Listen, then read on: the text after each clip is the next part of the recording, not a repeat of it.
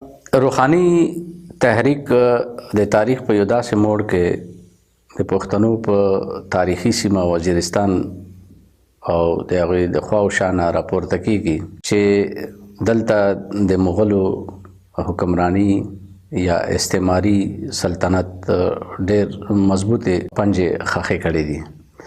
په دغه دوران کې چې کله پیر روښان چې خپل نوم یې بایزید انصاري و د وزیرستان د کنیګرم د سیمې نه خپل اواز پورته کوي، که څه هم دا اواز د ځینو خلکو د یو مذهبي تحریک نامه ورکړې ده.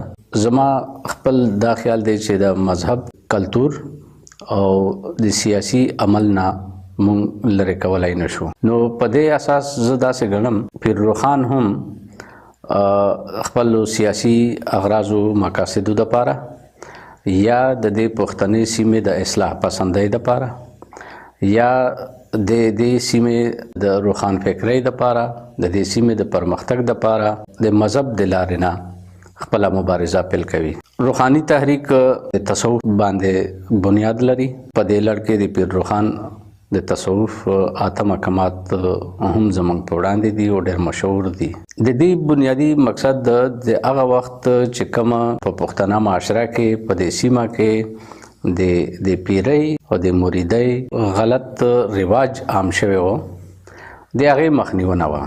او که خیال مو کړي وي نو د پیر روښان چې کوم مخالفتونه دي هغه هم هغه روایتي پیرانو یا د هغه وخت روایتي چې کوم د مذهب د دین مبلغینو د هغوی لخوا شوي دي.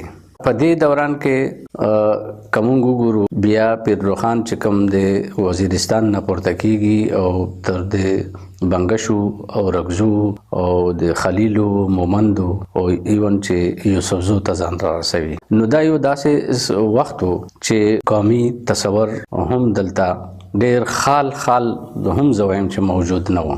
نو په داسې وخت کې دی چې د مختلفو قبایلو نه راتېرېږي نو دا لکه ځان سره د یو پښتون قومي تشخص بنیادونه ږدي او مختلفې قبیلې په یو بل باندې د انحصار دپاره په سیاسي عمل کې ځان سره شریک کوي.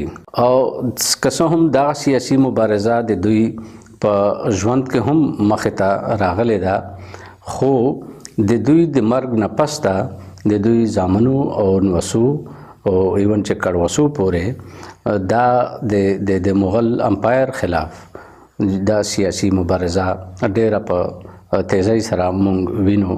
د پیر روښان د روحاني تحریک بنیادی ګټې که مونږ په نظر کې ساتو نو لومبۍ خو څنګه چې ما وویل چې دا د یو قومي تشخص بنیادونه کېږدي. دویم دا د اصلاح پسندۍ طرف ته ځي. په معاشره کې چې د مذهبي کوم غلط رسمونه، رواجونه د ده په خیال مخې ته راغلي وو، د هغې د مخې وړلو یو عمل هم و. دریم د هغه وخت یو مترقي او روښان فکره ټولنې بنیادونه کېښول. څلورم په خپله سیاسي مبارزه کې د زنانو ګډون ته اهمیت ورکول. څلورم ما په خیال د دې چې کوم د پښتنو یا د هغه ټولنې چې کوم کلتوري مزاج و د هغه کلتوري مزاج پیژندل او هغه مخ ته راوړل او په خصوصا په هغې کې د موسیقۍ طرف ته د روحانیانو چې کوم رغبت و هغه ډېر مثبت و. یا څو خصوصیات مونږ د دې تحریک بیان کړل.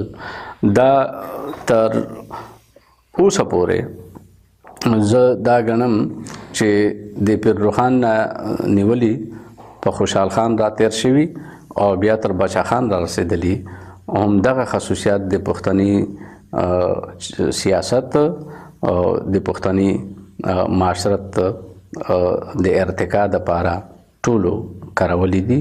او په دې وجه مونږ د پیر روښان د قامي شناخت ړومبنې سرک ګڼو او باچا خان ته اکثر مونږ د قامي شناخت په تناظر کې د دویم جنم یا د نشاط ثانیه نوم هم ځکه ورکو چې هم هغه د روحاني تحریک چې کوم خصوصیات لرل یا کوم اهداف لرل او هغه اهداف باچا خان هم خپل کړي دي.